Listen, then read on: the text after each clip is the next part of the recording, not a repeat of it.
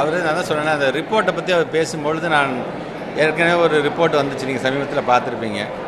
முன்னாள் கல்வி அமைச்சர் அண்ணன் தங்கம் தென்னரசன்ட்டு நான் பேசியிருந்தேன். நான் என்னென்ன இந்த 2 வருஷத்துக்கு ஒரு தடவை இந்த மாதிரி ரிப்போர்ட் அவங்க கொடுத்துட்டே இருக்கிறான். தம்பி, இந்த காலங்காலமாக இது உங்களோட வேலையே இதுதான். சொல்லப்போனால் நம்மளை காட்டிலும் பீகார் மாநிலம் தான் சிறப்பாக செயல்படுது என்று சொல்லுவார்கள். ஆனால் நடைமுறையில் அப்படி தான் இருக்குன்னு நினைக்கிறியா அப்படின்னு கேட்டார் அவர். அந்த மாதிரி அந்த கொடுக்கக்கூடிய தரவுகள் அவங்க இஷ்டத்துக்கு நீங்கள் சொல்லிட்டு போயிடலாம். ஆனால் தான் நான் எங்களுடைய ஸ்டேட் பிளானிங் கமிஷனை பொறுத்த வரைக்கும் யாரோ நம்மளை சோதித்து பார்ப்பதை காட்டிலும் நாம் ஏன் அங்கொன்றும் இங்கொன்றுமாக பண்ண வேண்டும். அது இப்போ இருக்கிற 10 லட்சம் பிள்ளைங்களும் நம்ம பண்ணி பார்த்துருவோம். நம்மளுடைய ஆசிரியர் பெருமக்களுடைய கற்றல் திறன் எப்படி இருக்குது என்பது அந்த ரிசல்ட்டை வச்சு நீங்கள் தெரிஞ்சுக்கலாம். ஏற்கனவே சொன்ன மாதிரி கல்வி சிறந்த தமிழ்நாடு என்பதே அந்த ரிப்போர்ட் வரும்போது ஸ்டேட் பிளானிங் கமிஷன் அதை நீங்கள் ரிலீஸ் பண்ணும் பொழுது நீங்களே கம்பேர் பண்ணி நீங்கள் பார்த்துக்கலாம். போக்சோ சம்பந்தமாகவும் இன்றைக்கி கூட்டத்தில் முக்கியமாக பொதுத் தேர்வு சம்பந்தமாக எந்த அளவுக்கு நாங்கள் முக்கியத்துவம் கொடுத்து நாங்கள் இதில் ஆலோசனை செய்தோமோ அதே மாதிரி போக்சோ சம்பந்தமாக இப்போ இந்த மாணவர் மனசு பெட்டியின் மூலமாகவும் இன்றைக்கி இந்த 14417 நம்பர் மூலமாகவும் அந்த விழிப்புணர்வு ஏற்படுத்தப்பட்டு எனக்கு யாரும் ஒரு பயம் இல்லாமல் அச்ச உணர்வு இல்லாமல் தொடர்ந்து நாங்கள் எங்கெங்கெல்லாம் தவறு நடக்க துணிஞ்சு இன்றைக்கி சொல்லிகிட்டு இருக்கிறாங்க. ஆனால் இருந்தாலும் ஆஃபீஸர்ஸாக நாம் அந்தந்த மாவட்டத்தை சார்ந்திருக்கின்ற ஒரு தலைமை ஆசிரியர்களாக இருந்தாலும் அங்கே இருக்கின்ற பிஓ டிஓ சிஓ லெவலில் ஒரு புகார் வருது அப்படின்னு சொன்னால் நாம் எப்படி ஆக்ட் பண்ணணும், இமீடியட்டாக நம்ம என்ன செய்யணும், அதுக்கான டிசிப்ளினரி குழு நம்ம என்ன ஆக்ஷன் எடுக்க போகிறோம், துறை ரீதியாக நம்ம என்ன ஆக்ஷன் எடுக்க போகிறோம். அதன் பிறகு அது போக்சோ சட்டம் அது காவல்துறை பக்கம் போனாங்க, அவங்க அது கஸ்டோடியில் எடுத்து அவங்க என்ன பண்ண போகிறாங்க. இது ஒரு புறம் இருக்குதுன்னு சொன்னால் நம்ம சைட்லேருந்து எந்த ஒரு காலதாமதமும் இல்லாமல் அதை செய்ய வேண்டும்.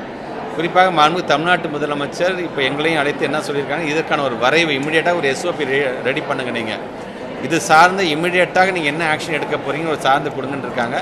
வித்தின் 3 to 4 டேஸில் அது வந்ததுக்கு பிறகு ஒட்டுமொத்தமாக எல்லா சிஓஸ்க்கும் அது நாங்கள் அது சொன்னதுக்கு பிறகு சர்க்குலராக அமைத்ததுக்கு பிறகு இனி இது மாதிரியான புகார்கள் வராத வண்ணம் நம்ம எப்படி ஒரு விழிப்புணர்வு ஏற்படுத்தணும். அதாவது நாம் ஒரு தவறு நடக்குது, தவறுக்கான ஆக்ஷன் எடுக்கிறது ஒரு பரம் இருந்தது என்று சொன்னால் அது வராமல் இருப்பதுக்கு எப்படிப்பட்ட விழிப்புணர்வை ஏற்படுத்த வேண்டும் என்று இன்றைக்கி அது ஒரு ப்ரோக்ராம் இன்றைக்கி நாங்கள் பண்ணிகிட்ருக்கோம். கல்வியாண்டு ஜூன் மாதம் கல்வியாண்டு வரும்போது எப்படி 1 வீக்குக்கு நிறைய அந்த என்ஜிஓஸ் மூலமாகவும் காவல்துறை நண்பர்கள் மூலமாகவும் சோஷியல் வெல்ஃபேர் டிபார்ட்மெண்ட் மூலம் நம்ம தொடர்ந்து ஒரு விழிப்புணர்வு ஏற்படுத்துகிறோமோ, கூடுதலாக இது சார்ந்தும் எப்படி அதை நம்ம தெரிவுபடுத்த போகிறோம் என்கின்ற விதத்தில் ஒரு ப்ரோக்ராம் நாங்கள் செய்ய போகிறோம். நாங்கள் அது ஒரு மாஸ் அவேர்னஸாக அது கண்டிப்பாக நான் பண்ணுவோம். ஏற்கனவே இது வரைக்கும் நிலுவையில் நம்முடைய இதில் பார்த்தீங்கன்னா நான் அன்றைக்கி சொன்ன மாதிரி ஒரு 238 கேசஸ் இருக்குது. அந்த 238 கேஸில் கிட்டத்தட்ட ஒரு 11 பேர் குற்றம் இல்லை என்று நிரூபிக்கப்பட்டு அவர்கள் மீண்டும் பணியில் சேர்க்கப்பட்டிருக்கிறார்கள். கிட்டத்தட்ட ஒரு 7 பேர் இறந்தே போயிட்டாங்க, ஜுடிஷியல் கஸ்டடியில் தனியாக இருக்கிறார்கள். இந்த மார்ச் மாதம் 10ஆம் தேதி போல் ஒரு 56 பேருக்கு ஃபைனல் ஆர்டர்ஸே வரப்போகுது. இது இல்லாமல் ஒரு 50க்கும் மேற்பட்டவர்களுக்கு ஸ்க்ரூட்னி ப்ராசஸ் இப்போ போயிட்டுருக்கு. ஸோ எதுவுமே நிற்கலை.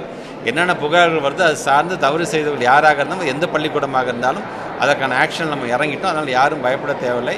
உங்களுக்கான அந்த பாதுகாப்பை உறுதி செய்ய வேண்டியது அரசாங்கத்தினுடைய கடமை. தவறு என்று வரும்பொழுது அது எப்படிப்பட்ட தவறாக இருந்தாலும் இமிடியேட்டாக அதுக்கான ஆக்ஷன் எடுக்க வேண்டும் என்ற விதத்தில் நான் செய்து